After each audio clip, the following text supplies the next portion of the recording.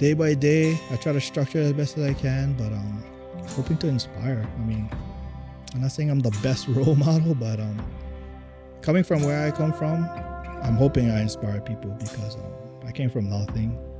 You know, my upbringing was, everybody uses the word humble beginnings, but it was rough. Rough beginnings. You just can't tell from what you see now today, right? 42 years later down the road, you can't tell. But the people who know, they know. So, you know, my life wasn't easy. It was tough. I always tell people, if you had two parents, you're lucky. Yeah. All right, let's get this show started. Welcome back to Hawaii Real, everybody. I have today with me professional dad, Timmy Wailehua. Aloha. Timmy, thank you so much for coming on, man. Yeah. Timmy and I were high school classmates. Yep. 96, Imua. 96, boys. Yes. And I don't think anybody really knows this, but you are like the reason I stopped playing football.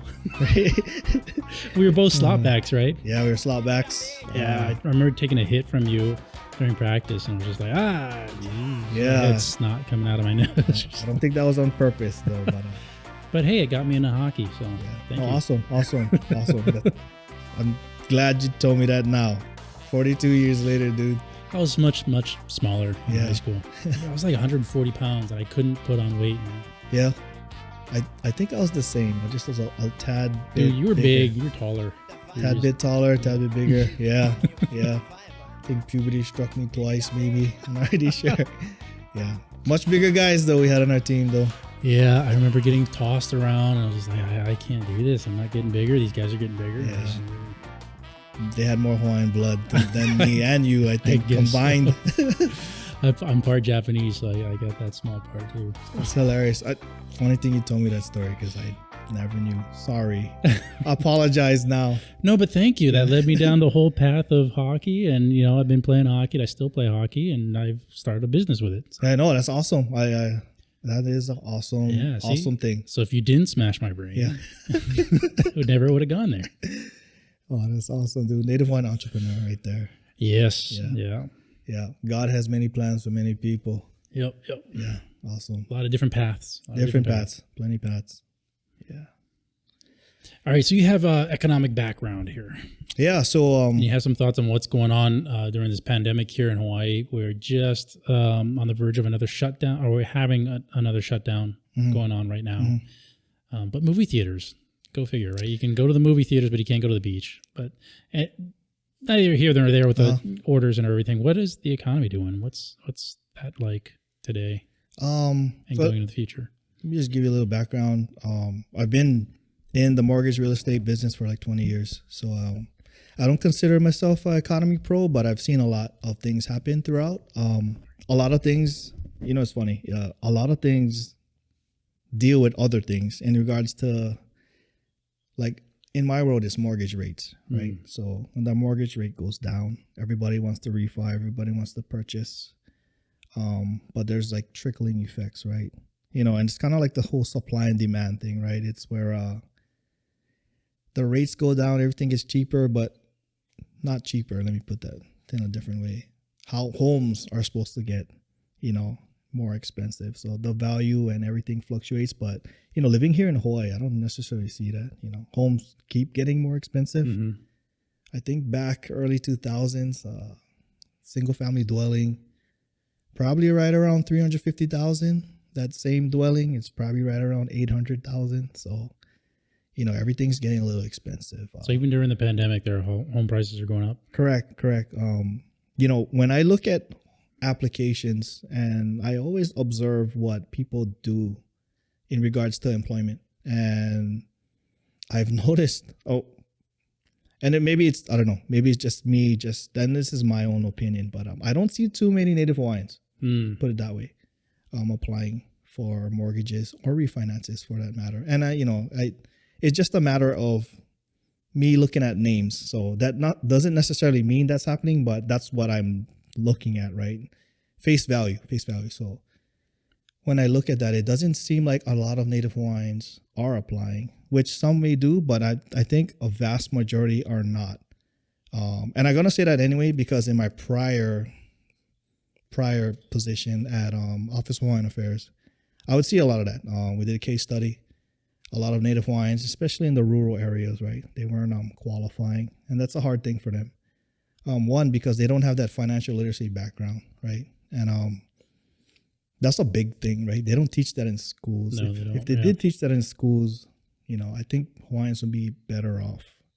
I think I tried to attack that problem like one at a time when I would talk to customers or with the whole Malama program at Office of Hawaiian Affairs. Tried to do my best to give what I could give in regards to like financial answers, I guess you could say, or financial literacy. I did courses. I mean, we had seminars and we went around the islands, and I would talk to people saying like Waianae, Nanakuli, Maili, Waimanalo. I think we had one in Key Project in Kaneohe side. So, I tried to attack the problem individually. It didn't take, I didn't cover all the masses, but as much as we could, I tried to help as much as I could, to teach people, right? We would pull their free credit report. And with that being said, we helped them with their calculations on income and whatnot and what they qualify for. Trying to teach them that, if we give you a loan for 50 grand, that don't mean you go over there and lift your Toyota truck, right? Right. So, you try to do something, smarter and longevity wise, for your children and whatnot, right? So, trying to think for big picture, not the short return, right? So, that's all I was trying to teach. I was just trying to teach, and I still continue to teach that, just talking with people, talking with friends or people I meet, and I do understand that a lot of people don't understand that, right? So, and that's the struggle that we have as Native Hawaiians, I believe, is our financial education in regards to like learning this Western way has kind of dwindled. And it's funny, I might be speaking about only one audience, and when I say audience, it's because I'm from Nanakuli Valley, right? I'm from the Waianae side, so I've seen how people can go left or right, so I understand it, but I also understand how they think. I'm born there, family there, so I observe, right? And for as much as I could help, I'll try to help. It's kind of like, it's funny, right? It's like, and I think I don't think it's a Hawaiian thing. I think it's a Polynesian thing. And I say Polynesian is because I've heard at a prior institution that I worked at, they closed down a branch in Samoa. And with that being said, is they had a hard time lending out loans and people paying back. Oh. And that's the thing, right? It's like Hawaiian borrowing, right? It's like, I'm going to borrow my neighbor's rake, but when are you going to return it, right? So It's almost the same thing, sort of, right? It's like people forget when you borrow, there's a payback, and then, in our world, right? It's you pay interest, that's what it is, right? So I do understand that is a concept that is hard to grasp for some people. I'll be honest, when I was young, I was like that, right? It's like, you just don't know. Yeah. I'm gonna borrow this, borrow that. And hey, what happened to my whatever power drill or lawnmower or whatever, surfboard, right? So it's like, oh, yeah, I'll give it back to you. And I'm like, oh, you know what? I lent it out to somebody else, right? Somebody still has my boogie board from high school times. Yeah. See, so, it's, I mean, I know people, they kind of termed it as Hawaiian borrowing, but it's just borrowing that people don't understand truly what the word meant, right? And if you're going back to like financially, right, it's, you got to pay back the loan. And, I've seen it at the extreme level when I was the manager at OHA in regards to people paying back their loans. But I know when I had gotten there, we decreased the delinquency rate. People are back pay or for what reason, right? And, we always talk to them. We always try to give them. And that was my thing, man, is, being that we are Native Hawaiians, I'm Native Hawaiian, I always had a touchy heart for that one thing, right? Just to help Native Hawaiians. Because I just know that they didn't grow up, and I'm going to use the word town, it's because it's a little different, right? And town might be taken, and I don't want nobody to misconstrue it, but it's just like it's the different upbringing than people from where I come from, right? It's super different. So the funny thing is, I come from many places, and being that I moved around like so many because times, you moved right? around. You're telling me about that. Yeah, I moved around like, I think before I graduated, I swear we moved around like 8 times. So I kind of grew up in that way, right? So it's Section 8 living, single parent. My mom raised 5 of us by herself. I think at one point she had like 3 jobs, so we rarely saw her. We cooked our own, we learned, everybody had a chore in our family, right? And for some reason, being the oldest boy, I think I was just like the boss delegator, right? It's like, make the macaroni, make the Kool-Aid. And but my brothers, they everybody kind of stepped up. We all knew what we needed to do, especially growing up. I guess you can say poor. We were poor. So I don't think a lot of people knew that, but grew up pretty poor. It's just hard because I think growing up as a Wailehua kid, we disguised it pretty well. I don't think people knew that. We disguised it. Yeah, definitely not in high school. Yeah, we disguised it. Apparent. Yeah, we disguised it. Nobody could tell. It's funny. My mom told me a story. Actually, she tells this story to like everybody, right? My mom's one of those moms, but she had said that once my father, so my parents got divorced when I was 10, and once my father came to one of my games, and then the football coach at the time said, was like, "Oh, who's that? Is that Timmy's uncle?" And my mom said, "No, that's his dad." And he was like, "Wow, I've seen Timmy play for like 6 years." Like, come on, man, I've never seen him. So, that's just kind of what it is, right? So, it's hard, it's hard, and I see it in every ethnicity, right? But more so religious because we're Native Hawaiian. That's how I grew up, and that's what we see in Hawaii, right? In regards to like comparing this to like, the mainland, right? Yeah. So, I'm pretty sure they have the same, the same type of, Yeah, everybody's got their problems here and there, but thing, right? So, like you said, we're a Native Hawaiian, and we're here to take care of, almost take care of our own, right? Exactly. So I do notice that one thing. Whether we're not good at like paying back our loans or whatnot, Native Hawaiians got a big heart, and I see that a lot. They're gonna give everything. And I had my great grandma, my dad's grandma. So she was living when I was younger, and she actually lived in that condominium on Pokai Bay. In that there's like a little, like I think it's like 6-story condominium right on the beach, and we'd stay there, and my dad and my mom would do whatever they would do, and she was poor, right? And I remember she would like, "Boy, I got this diamond, this nickel, and you take it to buy rice cake or something from the Manabu truck, right?"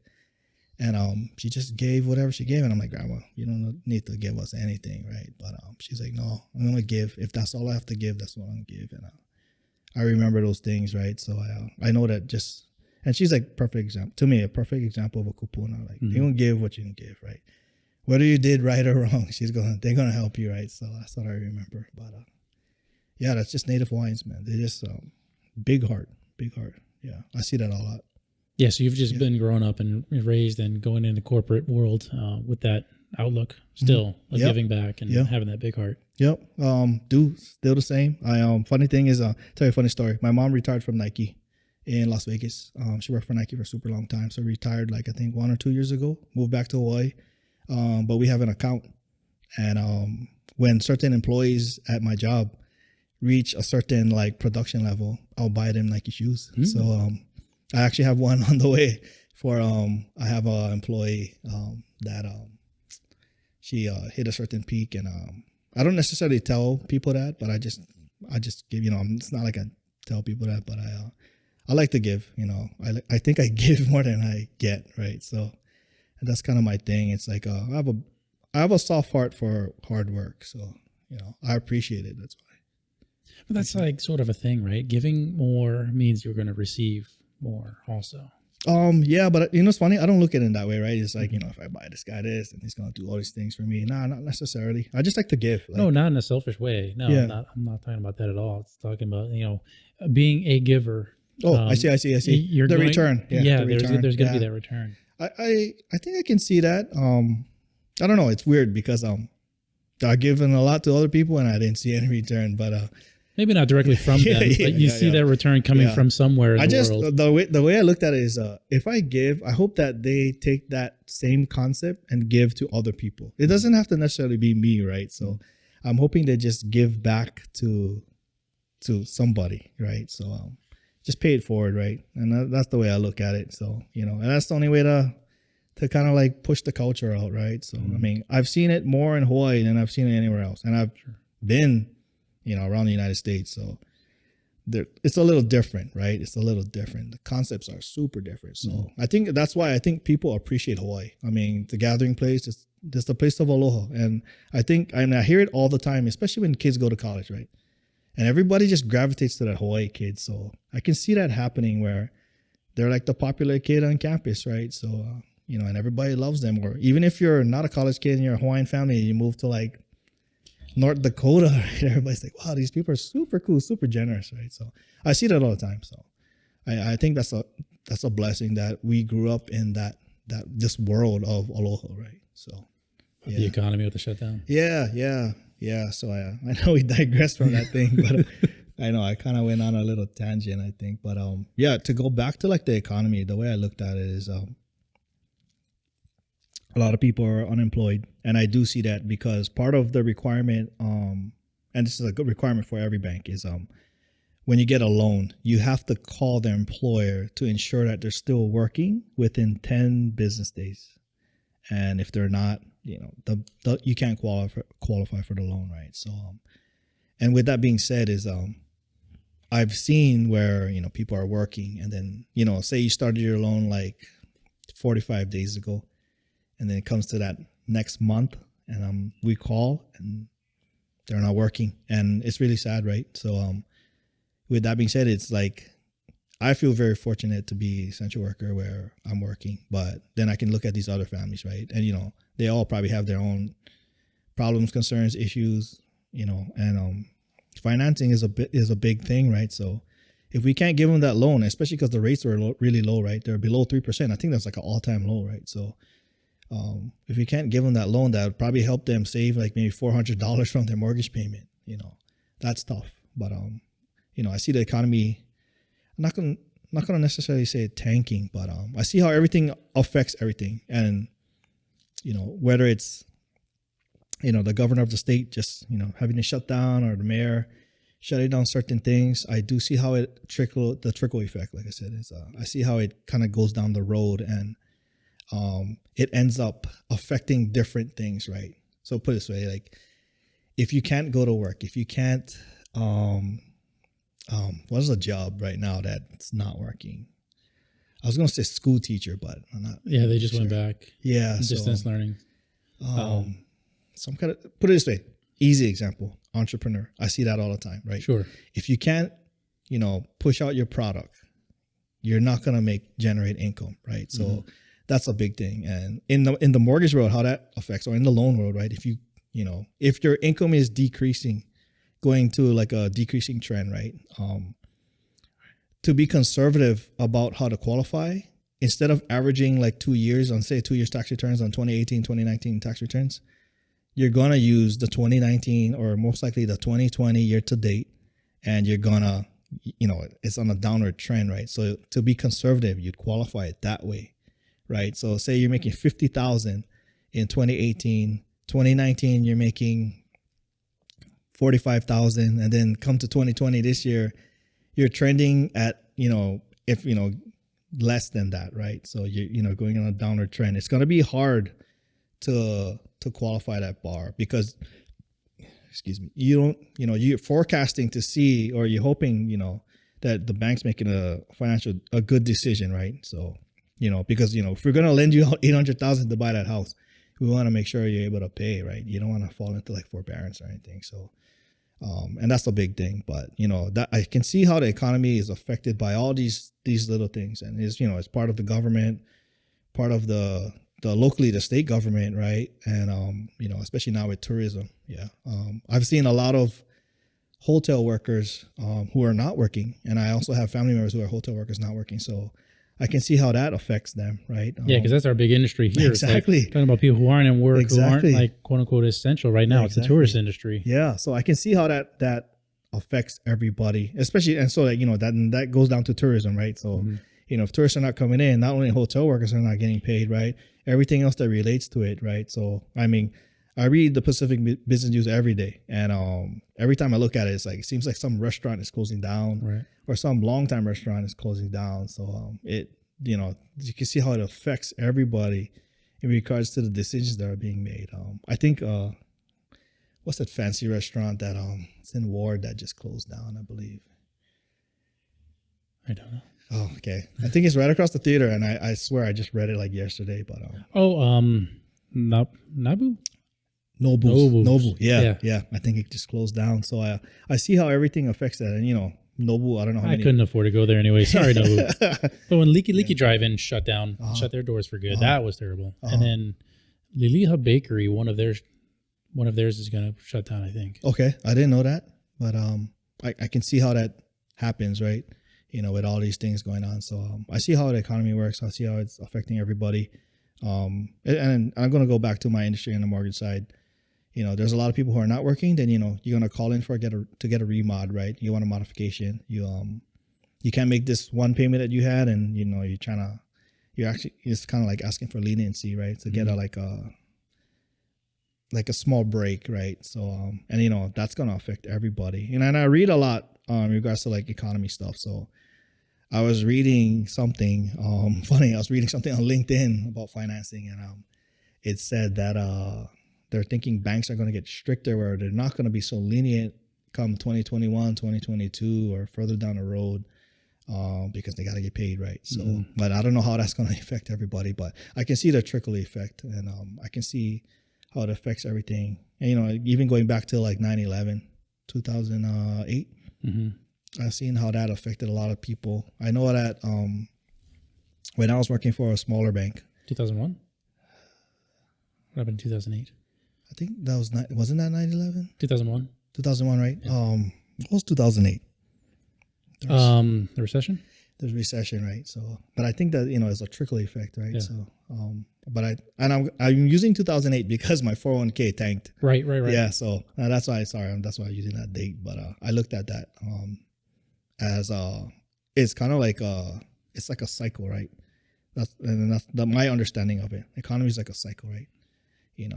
It's like it ramps up, it goes back down, ramps up, goes back down. So I see how it affects just economy, just the world. I mean, I don't want to even go into the whole pandemic thing, but I can understand how like government issues and worldwide issues kind of affects everybody, and then it just trickles down to the smaller level, right, to the state level. So which is sad, but I mean, even to the point where and I'm going to relate it to sports because I see all these kids that are trying to get on. I see like the Big Ten, right?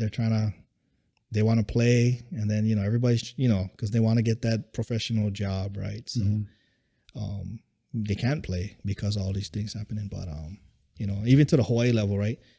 They have to push back football, right? So these kids who are trying to get on senior year and you don't got any video to show, that's tough. So, yeah, that's tough because your son plays football, right? Correct. Kamehameha boy. What grade? He just became a sophomore. Okay, so 2023 graduate. So colleges aren't looking yet. Yes and no. Yes and no. Yeah, I say yes because he's getting more looks, and because I don't push the football so much, I push the wrestling. Okay. So actually, I just talked to a coach last night. I've been talking to him for a little while. So we digress again. Yeah, we digress again. Sorry, we went off on a little. Sports is good though because that's part of the economy. Like when I look at like professional sports, a lot of the professional sports weren't even playing. They weren't having their seasons, and now they're having shortened seasons. And how are these teams going to be paying for the multi-million-dollar contracts for these players if they don't have the income coming in? Exactly. I don't know how that's going to work. And I'm watching NBA right now, and I'm like, wow, that's hard. Right, because they're having like really low viewership compared to what they were last year. Yeah, correct. So I can see how, everything's kind of tied to each other. The economy is like, yeah, I'm not gonna use the word tanking, but it's just kind of downward spiral for a little bit. Hoping that we dig ourselves out of this hole, but hopefully Hawaii. I'm looking at Hawaii more so because we live it right now. So I'm hoping we get out of there, But I can see how it affects everything. In regards to banking, in regards to loans, in regards to businesses, restaurants, sports. Somehow everything's tied to it, right? Everything's tied to it. Everything but the beach, or the beach is tied to it, right? Let us go to the beach, please. Let's go to the beach, right? So that's hilarious. Yeah, we were talking about that earlier. Like, you can go to the movie theater, but you can't go to the beach. Yeah, like, yeah. What? I don't. That doesn't make sense. I kind of grasp that concept, but it is what it is, and we don't call the shots over here. I personally get it because when we kind of opened up a couple months ago, going to the beach in Waimanalo, driving by, I forget the name of that beach park area off the Waimanalo coast, but there were just like tents and tents, pop-up tents, of people having barbecues and stuff like that. I think that's Waimanalo Beach or by Sherwoods or something. Past Sherwoods, closer to Sea Life Park. Baby Mocks. Yes. And there were just like hundreds of people gathered at that park, right, super close together. And I think that's what they're kind of going after, that kind of thing. But it's like, that doesn't necessarily translate to not going to the beach. Yeah. Like, hey, okay, shut down big, huge gathering parties like that. But I should be able to take the kids to the beach and have a good day. Yeah. I mean, that's my take on it. But I'm pretty sure everybody, I don't want to hurt anybody's feelings in regards to like my own opinion about things, right? So try to be politically correct, I guess. But yeah, I mean, I understand it. Why not the beach, but then why the movie theater? So I don't really get that. Oh, it's a controlled environment. Yeah, but it's a contained environment. So and it's not in the sun. Yeah, exactly. So, but yeah, me and you don't make the rules over here. Yeah. It's funny. When we were talking earlier, right, and I was like, well, what am I going to represent? Yada, yada, this job, that job, of the different hats. But I just chose the professional dad, and that's my thing, Yeah, I'll be honest. Everybody on social media who knows me, they probably think I'm just overwhelming them with my kids stuff, right? Yeah, because you post a lot of videos of your kids playing football, exercising, dancing, jiu-jitsu, because you built your own jiu-jitsu studio inside your house. Yeah, it just I don't know. I never had a dad, right? Or I had a dad, but not necessarily in my life. So I try to give them as much as I can. And it's the funny thing. Somebody asked me this, and I talked about it with them maybe 2 days ago. And I said, my thing is I'm afraid of failure. And when I say failure is I do everything with my kids, and I try to do as much as I can with them just because I don't want them to fail. And I feel like if they fail, then I failed them. So, that's just my perspective of things. So whether I'm working like 10, 12 hours at work, I come home, I still train with my kids. We do a lot of that exercising. And I give them, before I leave the house, I text them like, this is what you got to do. This is your schedule. You're going to do this in the morning. You're going to do this in the afternoon. By the time I come home, hopefully the dishes are done or stuff like that, right? So I just kind of wanted to have some guidance and stuff. But for the most part, at the end of the day, I'm looking at it where, and I just had this speech with my kids just like yesterday afternoon, where Daddy pushes you guys hard. And I said, I think that's the only way to do it, because if you can excel at what you're doing now, when you get older and you live life, you get a job, you don't want to just throw in the towel and quit, right? So, and that's kind of what I had told them, and I related it to what they do. So first, their specific thing, right? My daughter dances, right? So I said, Daddy pushes you hard, you train every day. I know it's dance, but you love it. But if you can do this with dance, with hula or Tahitian, you can do this in life, right? So say, you're working, I don't know, Burger King, right? And you're like, you can be the best Burger King burger flipper ever, right? So, well, I mean, hopefully it translates to like doing well in school, and Correct. then going off and doing well in college, and Correct. then going to the professional world and taking that mentality of hard work equals success into your career. Yeah, and that's exactly how I look at it, and that's exactly what I teach my little jiu-jitsu academy. I teach them those things. It's more than jiu-jitsu. And I always tell them, Uncle doesn't really care about winning. I care about you progressing. Say you lost and then you fought again and you lost, but it took that other person a longer time to submit you, or they won by decision. To my uncle, that's the win, because I said I have 2 rules in the academy. The first rule, everybody knows uncle's rules. The first rule is no crying. I don't accept crying in my academy. And the second rule is don't give up. So with those 2 rules, I had those rules forever, and those applied for my kids, and I translated into my students, right? Which I kind of consider like nieces and nephews, even though they're not blood related. So I treat them like my kids.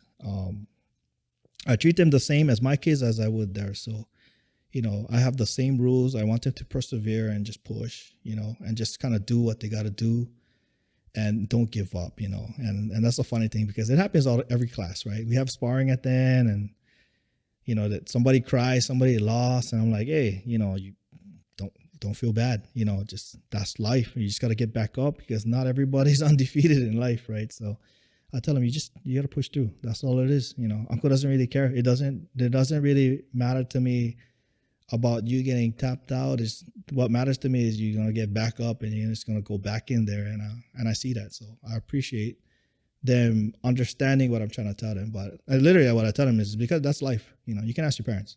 That's life. You can go through all these hardships, right? And that's life. And that's just because that was my upbringing, right? So life was hard. Life was tough, but you just got to do what you got to do to get through it. And, every day is a new day. So that's kind of like my motto with them. But that kind of relates to all that. But with my kids, it's the same thing.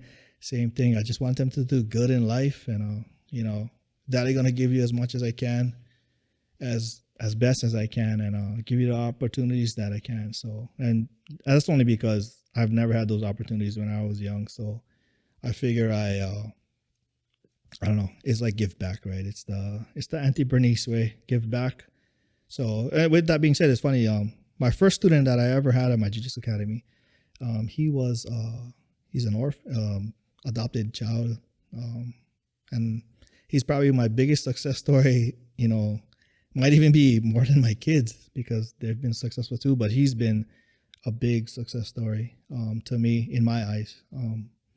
Being from he was homeless. They found him at the beach in Nanakuli as a baby.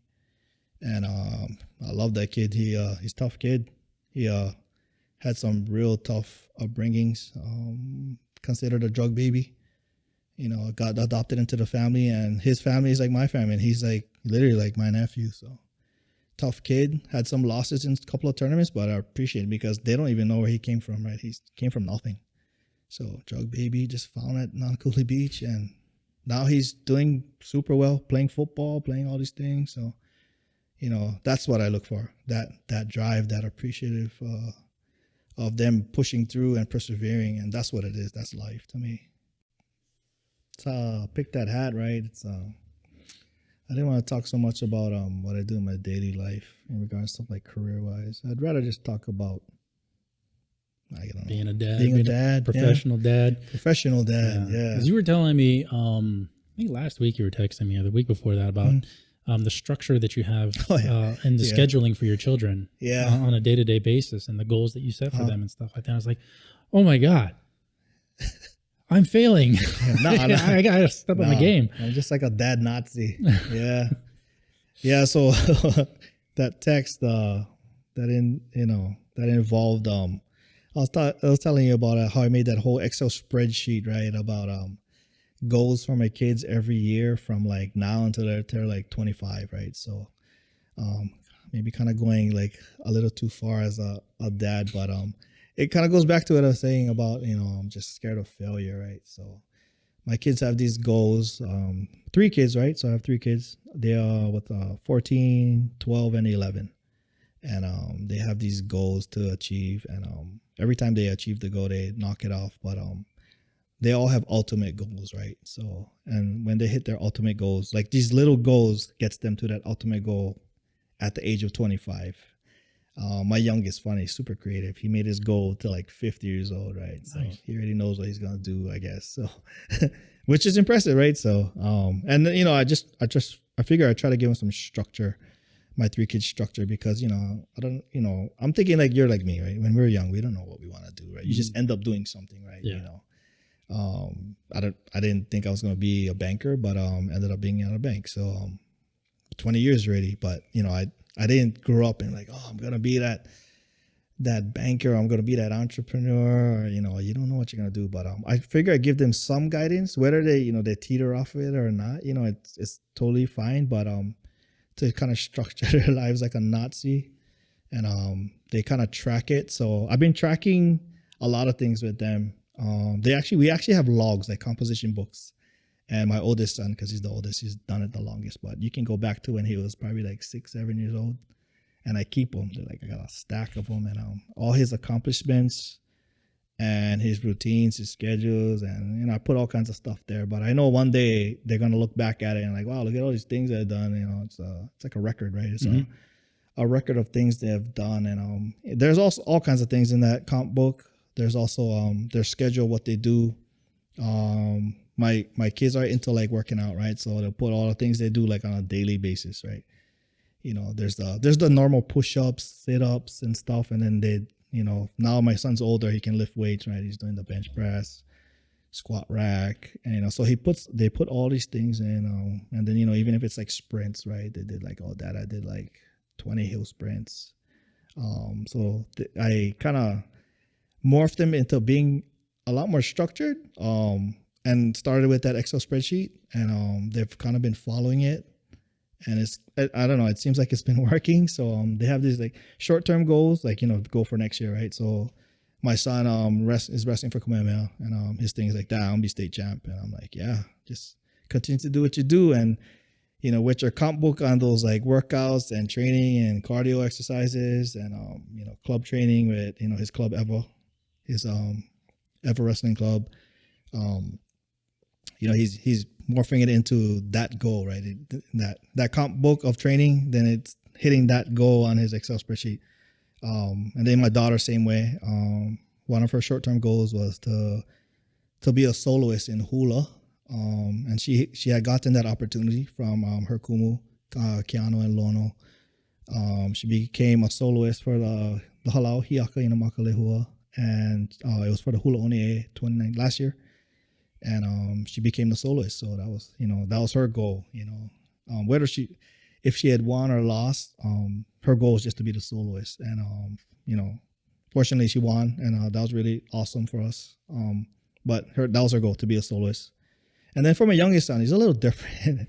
He always got that one different kid. His nickname is Moose, and he got that nickname because he's like a big little kid, right? He just can consume like 5,000 calories a day. Oh my God. Yeah, he's an eater. Hamburger steak, anything meat he'll eat. But he's a different kid. And I'm not sure where he's at, what he wants to be. He wants to do everything his brother does: wrestle, box, play football. All these, jiu-jitsu, all these things. But he can also do things that my older son cannot do, like sing. Oh, yeah. So I'm hoping that one day he gets into commitment schools and he kind of he's the next, I don't know, band. Going to like singing and acting. Exactly. And stuff Yeah. like that. So performing arts, right? So he can actually sing, and I can't sing. So it's impressive. He's what's that old school? He sings a lot of school songs from New Edition. Okay. Yeah, he can sing oldies. He can dance too. So he's kind of, I don't know where his path is, but that's kind of what he's heading towards. But he's doing everything his brother's doing, and he's doing it very well too. So my oldest son is kind of like he started all this, right? So when he was 4, I flew him up to Jiu-Jitsu World Championships, and then he had won. And from there it just kind of started this, and it's kind of crazy, right? Because like at 4 or 5 years old, who's gonna send their kid to a big ass tournament, right? Right. Yeah. So, and I was like, you know what? I was all in with my kids. I was all in, and that's how I play my cards that way with them. I'm all in. Daddy's all in. I'm full supporter. My wife as well. She's a big supporter of them. And we just try to give them as much as I can. And I tell them why, right? I said, shoot, Daddy didn't have all these opportunities when I was young. Growing up in Nanakuli, and then moving around 8 times, I was trying to get by every day. Somebody stole my bike in Waipahu, and I'm like, shit. And then, I'm like, she was just trying to get by, and was going to the laundromat, and, we kind of learned how to like finagle how to get like extra candy out this candy machine, just trying to get by, get stuff, and come back. We gotta, when you're like that poor, little things like sitting at the laundromat just waiting for your clothes, because one day it came back and your clothes are gone. And it's like those things just kind of morph you into a certain way. But yeah, I'm just trying to get my kids to be successful. I'll be honest, and I have a big fear of them not, so that's my biggest thing as a parent, as a dad, is I'm all in with them, and when they lose, I lose, right? So and it's funny, I always tell them that Daddy don't cry, but Daddy cries. You just don't see the tears, right? I'll cry in my own little corner. I'm like, shit, it's lost. So, but I am big supporter. But also, in regards to that, like I told you about my jiu-jitsu kids, I'm like their uncle, so I support them as well in a lot of things that they do. So I just like kids. And I think I like kids because it's easier to talk to them, honestly, for me, than adults. Because adults, they're just super opinionated already, right? So kids is a little easier, right? Actually, you can be a little more commanding. Right? Mm-hmm. It's like, hey, stop that, So, or just do this or do that, or I'm just hoping that what I do gives them some type of like life experience. So, and that's how I'm looking at it. But and like I'm my kid's dad, I'm their dad too. So just try to give as much as I can, and that's how I've been coaching. I've been coaching all kinds of things, whether it's football, jiu-jitsu. Coach my sons in wrestling. Actually, funny thing, I kind of helped my daughter, kind of like coaching in her dancing, and I'm not a freaking dancer, but I so you're gonna break out into heat? Yeah, no, not break my knees right now. But yeah, I try to give them as much as I can and help them as much as I can, and that's why I kind of call myself that professional dad. It's like that hashtag professional dad. But I just know that if everybody has that kind of mentality, it'll help, especially in Hawaii. Every native Hawaiian, every Kanaka, every parent help push their kids to be more than we are, because like we were talking earlier, right? In your rollerblading like realm, Hawaii kids are super talented, and I see that, and I appreciate that. Whether it's the Tuas, Mariotas, or yeah, it doesn't matter where you're coming from, as long as you're doing hard work. Exactly, you can be good. Yeah, I mean, we see all that hard work coming from Hawaii kids making it, and I'm pretty sure they all had good parental guidance. So they're actually helping to teach people from their areas who maybe they didn't grow up or have that parental guidance, right? And that's kind of like what I'm hoping. Like, I'm not a professional per se in like those kind of like sports realms, but I look at it where I'm being a professional parent, where I'm teaching and inspiring other parents to do what I do, right? Not saying necessarily to make a Excel spreadsheet for their kids, but just to kind of like mimic being a big supporter of kids, and everything that entails with it, right? Even if it's demeanor, or you don't want your kid to just go out there and just start picking on people or stuff like that, so just to be that figure for them. So, and that's how I'm looking at it, just being a good dad that be able to do that, but also inspire others who are in your circle, right? So, and that's what I try to do. I noticed that it's funny, on Instagram, I do get comments, and I appreciate that people tell me that. And that means more to me than anything, right? That means more to me than any type of money or any type of anything else. So that's probably what I like as successful to me, is being that inspiration to help others, So, and I'm super competitive, right? I'm like, I hate to lose. So when my kids lose, I'm like, we got to go back to the drawing board and get this done. So, yeah. But I'm just like that, I just try to motivate the kids and help anybody else's kids that, they bring to me. So, I have that like mentality. Cause I'm afraid to fail. That's my biggest thing. I'm a big on that. Just I don't like to fail, and that kind of just is, that goes with me in everything aspect of my life, right? Whether it's banking or whether it's with the Native Hawaiian Chamber of Commerce. I just don't like to fail with anything. I don't like to let nobody down.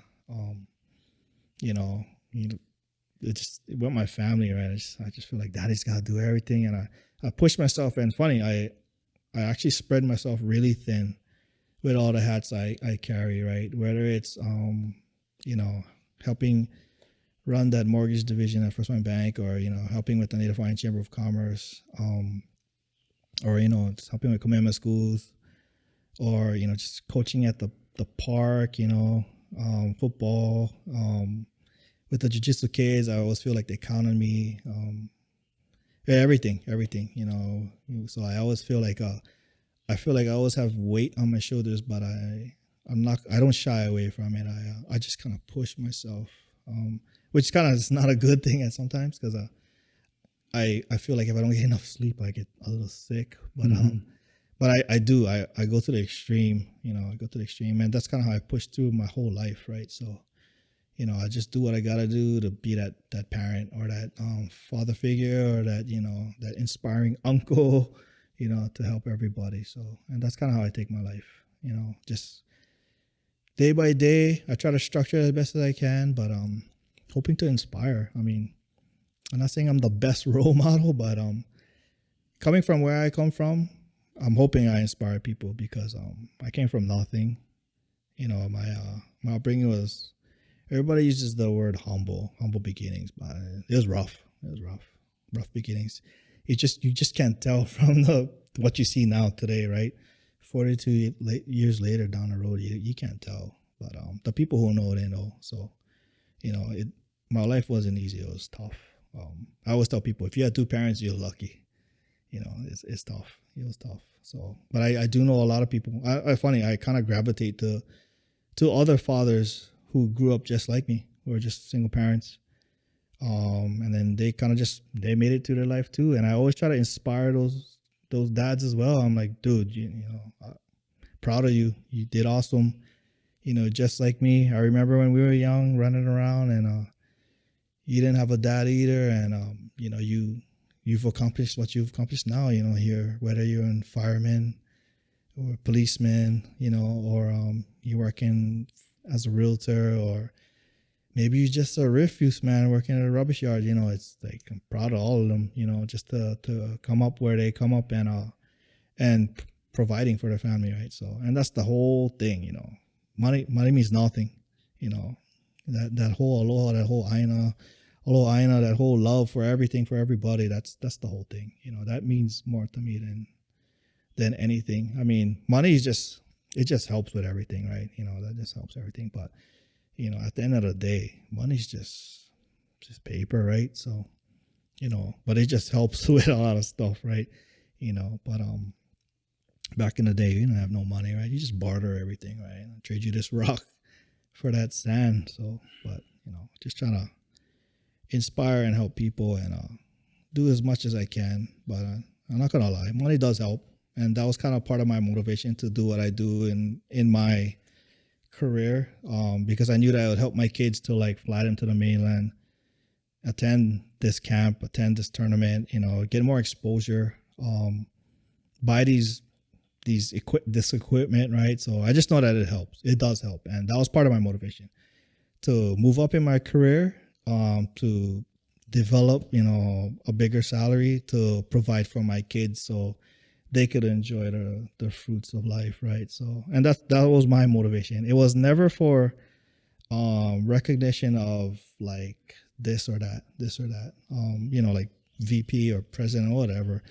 Just getting my kids situated, and that's what it was. I think everybody looked at it differently. They probably looked at it like, he's just trying to move up and be somebody. Yes and no. It was more for the kids. I mean, if you follow me on Instagram, like most people do, or Facebook, I'm all in with my kids, So I just knew that growing up poor, I didn't have those opportunities. I never went to Kalakau basketball camp, or I just had to learn the street way. I didn't have those opportunities, but I just know that money, currency does help with all these things, and I've seen it. And I mean, I'll be honest, I'm not even being arrogant. My kids they're successful because of it.